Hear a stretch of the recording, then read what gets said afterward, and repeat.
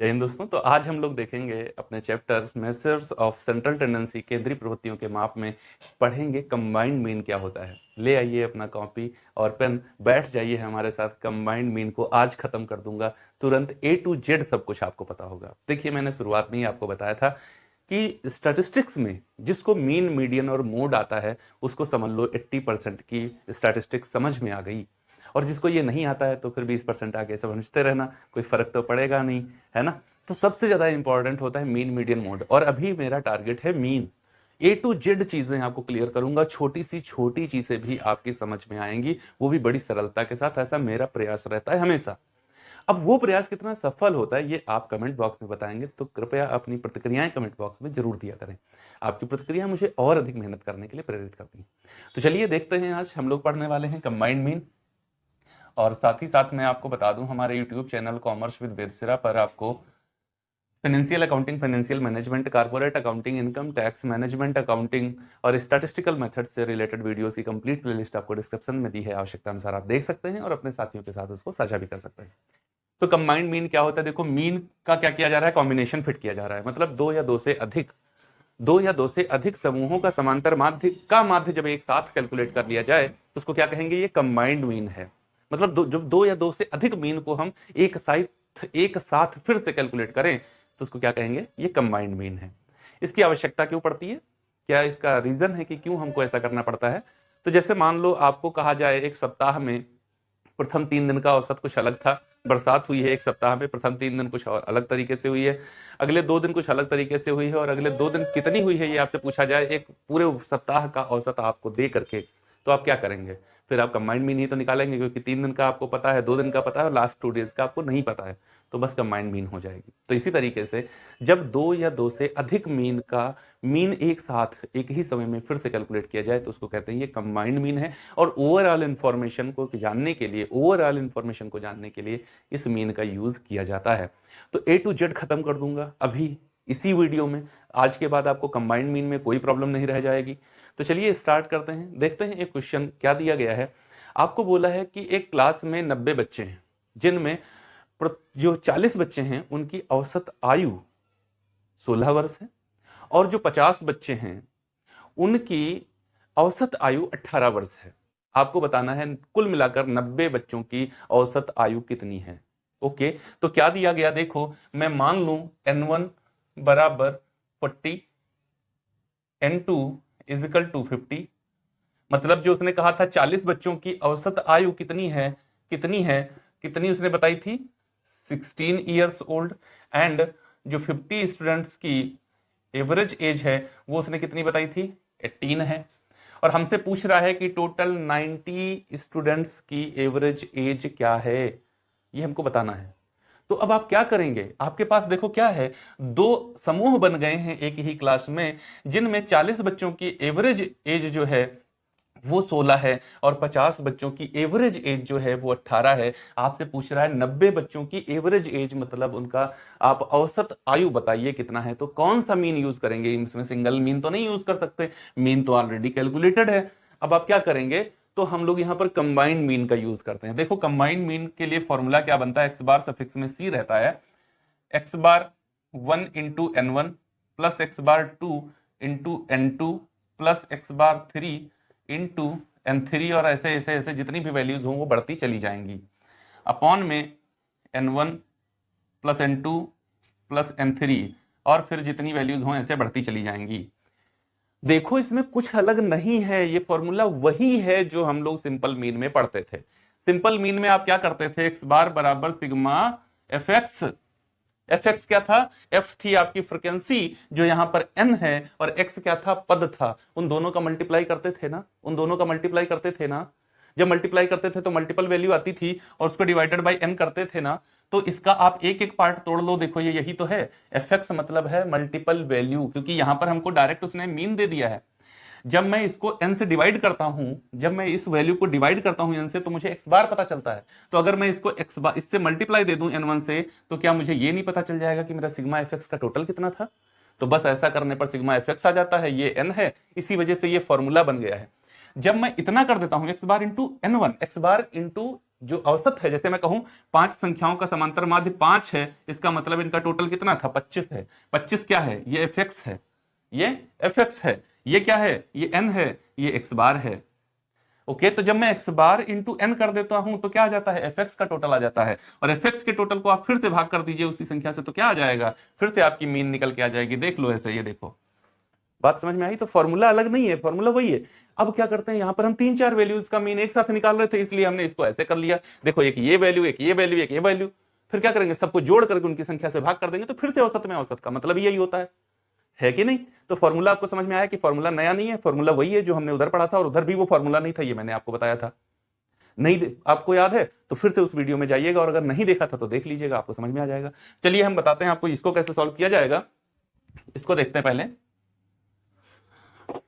अब देखो, इसमें हम लोग इसकी वैल्यू पुटअप कर देंगे, एक्स बार सी, एक्स बार वन हमारा क्या है, एक्स बार वन है हमारा 16 इंटू 40 प्लस मेरा है एक्स बार टू है मेरा 18 इंटू 50 अपॉन 90।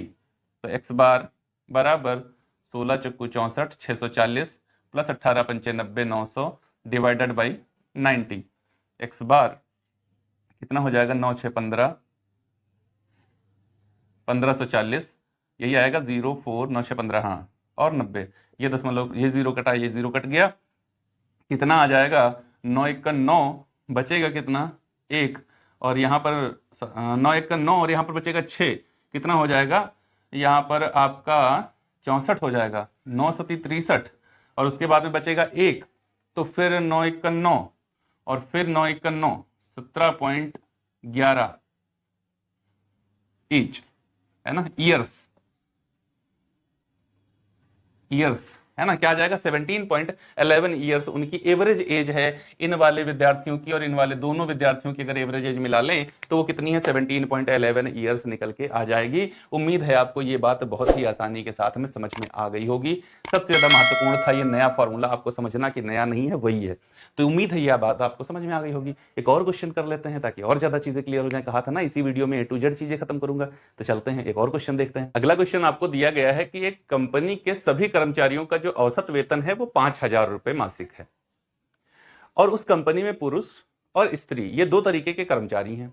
तो पुरुषों का जो औसत वेतन है महीने का वो 5200 रुपए है, और स्त्रियों का जो औसत वेतन है महीने का वो 4200 रुपए है। आपसे कह रहा है कि ये बताओ उस महीने में पुरुष और स्त्री कर्मचारियों का अनुपात क्या था, रेशियो क्या था, और उसको परसेंटेज में बताना है आपको कि पुरुष और स्त्रियां कितने प्रतिशत में काम कर रहे थे उस फैक्ट्री के अंदर। तो देखो क्वेश्चन के अंदर इंफॉर्मेशन आपको क्या दी है, आपको उसने बताया है कि पुरुष और स्त्री दोनों का औसत वेतन कितना है, 5,000 रुपए है। तो दोनों का औसत वेतन मतलब दोनों के औसत का औसत निकाल लिया है, तो कंबाइंड मीन तो हो गई है, मतलब कंबाइंड मीन हमको क्वेश्चन में दी है कितनी है, 5,000 है। फिर उसने कहा है कि पुरुष और स्त्री दोनों की संख्या क्या है, 100 है। क्या कहा है उसने कि पुरुष और, अच्छा ये नहीं बताया उसने, संख्या नहीं बताई है आपको, हम मान लेते हैं, ठीक है ना। लेट्स, यहां पर हमारी कंबाइंड मीन कितनी 5,000 वो तो दी है, हम मान लेते हैं कि N1 प्लस N2 बराबर 100 है, मतलब 100 कर्मचारी है, प्रतिशत पूछ रहा है 100 मान लेते हैं। फिर उसने कहा है कि जो पुरुष कर्मचारी हैं उनका जो औसत वेतन है वो 5200 रुपए है, और जो महिला कर्मचारी हैं उनका औसत वेतन 4200 रुपए है, ये भी उसने कहा है हमसे ऐसा, ठीक है ना, ये हो गया। अब हमको क्या चाहिए, हमें N1 और N2 अलग अलग चाहिए था, तो N1 प्लस N2 मेरा कितना है, 100 है। तो N2 बराबर मैं कैसे कैलकुलेट कर सकता हूं, 100 माइनस N1 कर दूं तो क्या आ जाएगा, N2 आ जाएगा। जब मुझे ये पता है कि N1 प्लस N2 की वैल्यू क्या है, 100 है, ऐसा मैंने मान लिया है। N1 प्लस N2 कितना मैंने मान लिया, 100। तो अगर मैं 100 में से N1 घटा दूं तो क्या बचेगा, N2 बचेगा, ये मैंने मान लिया। ओके, बात क्लियर आपको, हाँ जी सर क्लियर हो गई है। अब चलिए इसको क्वेश्चन में हम सॉल्व कर लेते हैं, ठीक है ना। क्वेश्चन फिर से एक बार समझ लो, उसने कहा था कि एक कंपनी में सब कार्य करने वाले सभी कर्मचारियों का औसत वेतन 5,000 है, पुरुष कर्मचारियों का औसत वेतन 5200 है, महिला कर्मचारियों का औसत वेतन 4200 है। उनकी संख्या का अनुपात बताना था, मैंने मान लिया कि दोनों की संख्या 100 है, और N2 बराबर क्या होगा, 100 माइनस N1 होगा। ये एवरेज सैलरी ऑफ मेन है और ये वुमेन है, ये वुमेन की एवरेज सैलरी है। चलिए यहां पर कैलकुलेट करके देखते हैं। तो एक्स बार बराबर एक्स बार 1 इंटू N1 प्लस एक्स बार 2 into N2 upon N1 plus N2, ये फॉर्मूला होता है।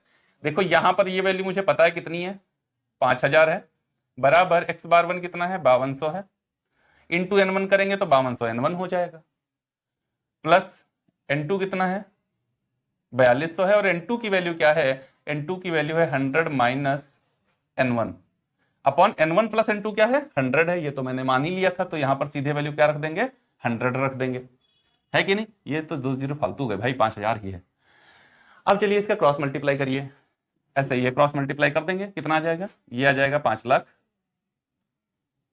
बराबर 5200 N1 प्लस 4, ये 4200 गुणे 100 होगा, कितना हो जाएगा, 4,20,000 minus 4200 into N1 minus 4200 N1। अब आप क्या करिए, ये 5 लाख इसको इधर ले आइए, ये तो है ही यहां पर, ये 4,20,000 उधर प्लस का है, इधर ले आओ तो माइनस का हो जाएगा, 4,20,000 बराबर 5200 N1 माइनस 4200 N1। तो इसको जब मैं सॉल्व करूंगा तो ये कितना आ जाएगा, 80,000 बराबर 1000 N1। इसको इधर लाओगे तो माइनस 1000 N1 बराबर माइनस 80,000 हो जाएगा। अब माइनस माइनस क्रॉस हो जाएगा तो N1 बराबर 80,000 डिवाइडेड बाई 1000, ये 3 जीरो कट गए, ये 3 जीरो कट गए, तो N1 मेरा कितना आ गया है, 80 आ गया है, 80% आ गया है, क्या आ गया, 80%। Okay, number of men employees, number of men employees आ गया। मेन एम्प्लॉय कितने हैं, 80% एम्प्लॉय जो हैं वो मेन हैं, मतलब आदमी हैं। और मैंने क्या कहा था, N2 बराबर क्या होगा, N2 बराबर 100 माइनस N1, N2 बराबर 100 minus 80 is equal to 20। Number of women employees, 20% employee क्या हैं, वो वुमेन हैं, और 80% एम्प्लॉय क्या हैं, मेन हैं। इस तरीके से देखो आप कैलकुलेशन कर सकते हैं कंबाइंड मीन में। कंबाइंड मीन के माध्यम से हम लोगों ने ये जान लिया कि कैसे हम इसका कैलकुलेशन कर सकते हैं। ये क्वेश्चन मोस्ट इंपॉर्टेंट क्वेश्चन है, एक बार यूनिवर्सिटी में पूछा भी जा चुका है, जो ये वाला क्वेश्चन मैं कर रहा हूं। इससे पहले जो क्वेश्चन किया था वो 4 नंबर में एक बार पूछा जा चुका है, लेकिन लखनऊ यूनिवर्सिटी में 4 नंबर के क्वेश्चन का कोई पैटर्न है नहीं। तो ये क्वेश्चन आपका लॉन्ग क्वेश्चन के फॉर्मेट में भी इंपॉर्टेंट रहेगा। पिछला वाला क्वेश्चन आपकी समझ को डेवलप करने के लिए इंपॉर्टेंट रहेगा। फॉर्मूला मैंने आपको समझा दिया। कंबाइंड मीन का यूज हमेशा ऐसे ही किया जाता है, जब आपको 2 या 3 माध्य एक साथ दे दिए जाएंगे और उसमें से कुछ मिसिंग भी हो तो भी कैलकुलेशन ऐसे ही कर ली जाएगी। जैसे हम कहें आपसे कि एक क्लास में 100 बच्चे हैं। कितने बच्चे हैं, 100 बच्चे हैं। उसमें से जैसे मैं क्वेश्चन आपको बना देता हूं कि एक क्लास में कितने बच्चे हैं, 100 बच्चे हैं, N1 plus N2 is equal to 100। उसमें से जो 40 बच्चे हैं, उनका एवरेज वेट 45, उनका एवरेज वेट 50 kg है। और जो तुम्हारे जो 60 बच्चे हैं उनका एवरेज वेट कितना होगा, ये आपको बताना है। तो ये क्वेश्चन कैसे लगाओगे आप, यहां पर ये क्वेश्चन कैलकुलेट करने के लिए आपको क्या करना पड़ेगा, कंबाइंड मीन का यूज करना पड़ेगा। साथ ही साथ अगर ऐसा क्वेश्चन हो तो कंबाइंड मीन आपको साथ में दी रखी होगी। जैसे मैं आपसे बता दूं कि एक क्लास में 100 बच्चे हैं और उनका जो औसत 100 बच्चों का जो औसत भार है वो दिया गया है कितना, 60 kg दिया गया है। जिसमें से 40 बच्चों का औसत भार 50 kg है, तो 60 बच्चों का औसत भार कितना होगा, ये आपको बताना है। अब इस क्वेश्चन को कैलकुलेट करने के लिए आप कंबाइंड मीन का यूज करेंगे। तो उम्मीद है आप कंबाइंड मीन का क्वेश्चन अब कोई भी गलत नहीं करेंगे। हम लोग मिलेंगे अपने अगले वीडियो में और वहां पर देखेंगे कि करेक्ट मीन कैसे कैलकुलेट की जाती है। जैसे कुछ संख्याएं गलती से ये पढ़ ली गई तो फिर इसका मीन पर क्या इफेक्ट पड़ेगा और कैसे सही मीन कैलकुलेट करेंगे। अगले वीडियो में A to Z खत्म कर दूंगा, करेक्ट मीन क्या होती है और कैसे कैलकुलेट करी जाती है। यदि ये वीडियो अच्छा लगा हो तो लाइक जरूर करिएगा, कमेंट बॉक्स में अपनी प्रतिक्रियाएं जरूर दीजिएगा। चैनल को सब्सक्राइब नहीं किया तो कर लीजिए, बेल आइकन को प्रेस कर लीजिए ताकि आने वाले वीडियोस का नोटिफिकेशन आपको मिले सबसे पहले। मिलते हैं अगले वीडियो में, तब तक के लिए जय हिंद दोस्तों।